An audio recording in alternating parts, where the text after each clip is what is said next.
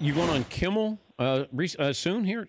Yeah, in a couple weeks. Oh, actually. Look at that. Rich Eisen on Jimmy Kimmel Live. Very, very excited about that. Yeah, now, that's coming down. Now, how do you plan your story? Usually they want to know, they pre-interview you, right? Yes. Okay. And then they want to know, hey, what do you think, who's going to be in the Super Bowl? Or this is probably on the eve of the Super Bowl week, I'm guessing, that you'll be on with Kimmel? No, it's the Wednesday before heading to Minnesota. Okay, so then they're going to say... we'll know who's in it. Yeah, so you'll give a Super Bowl prediction, and then they're going to probably want... Do you have any fun Super Bowl stories? I don't know. Here's the thing, Dan. You know how it goes. You get a call, and you tell stories, and the producer will probably laugh at all of them, and you're wondering if it's really funny or not. And then you give them about 20 different things, and only 2 gets used, and you just hope you have a good conversation. I know you were on Letterman. I was on Letterman at the draft. He had me on at the draft during the lockout because Letterman was fascinated by how the NFL is having a draft during a lockout. He just really wanted to know all those questions. And I remember thinking to myself, all right, I'm going to do this, I'm going to do that, I'm going to say this, I'm going to say that. And I got a buddy of mine who knows Letterman very well, having worked with him for decades. It's just like, just sit back and let him drive the bus. And just also be careful that, A, it's cold, and B, he blacks out the audience, so anytime he has a laugh, you think it's coming from a void. And it's just really freaky. But I guess once you've done that, the rest of it is kind of a different story. Yeah, they would pre-interview you on Letterman, then you would think, like you were waiting for the hint that Dave was going to get to the story. The setup was going to be there, and then I would go into this great story. And then I realized... It never happened. Dave, I mean, like, why did I do a pre-interview? Because Dave would just go rogue with you. I remember he said, why aren't there 2 footballs? Why don't they just play 2 footballs? And I go, I have no idea. Like, it wasn't anything we discussed.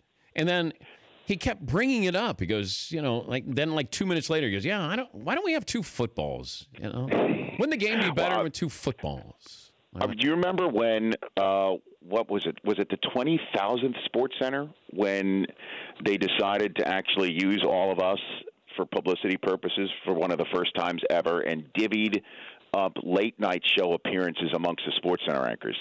And I think you went on Dave, if I'm not mistaken. Mm-hmm. I drew the assignment of going on the Daily Show with Jon Stewart. Nice. And this was before John started cursing with regularity on the show. I mean, we're talking a long time ago. So I remember going through the pre-interview. He could not have been nicer and greater to come backstage and just chit-chat and just shoot the you-know-what about sports. Then we get out there. The first thing he says to me is 20,000 Sports Centers. Man, that's a whole bunch of BS, and use the actual word. Just snapped that 12-6 curveball right off. I did not know how to answer that. I just did not. The whole crowd roared with laughter. Definitely wasn't expecting that one. But you have to take those sorts of instances I guess they think you can handle it. So I try to get my way through it, and I don't think I did very well at it, but that was a blast. Well, the last time I was on Letterman, I did not wait for him. I was taking the initiative, and I was going to ask him. You went rogue. Yes, I did. You went rogue. I did because I'm not going to wait for him. I'm going right at him, and I didn't care. I was like, you know what? I'm going to ask him some questions, and however it falls out, great. But I was able to control it a whole lot more.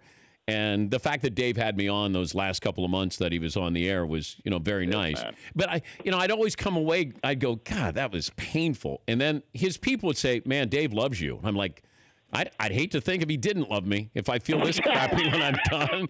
Because he thought I was drunk when I picked the Giants over the Patriots. He's like, are you drunk? And I'm going, no. And then when I said Peyton is not staying with the Colts, and he kept saying, no, he's staying with the Colts. I know. I said, he's not staying with the Colts, Dave. Yes, Paulie. Dan, I have the show description from the Daily Show with Jon Stewart where Rich Eisen was a guest, August of 2002, Rich.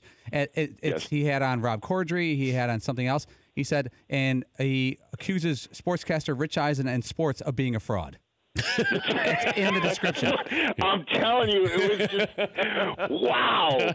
Right, but he started really. It was chin music right from the start, and then the 12-6 curveball, the knee buckler. I love that. That one off. I love that. Yeah. That's it, Paulie. That was it. 2002. Man, geez, 16 years ago now. For more Dan Patrick Show, tune to Audience Channel 239 on DirecTV or download the Dan Patrick Show app.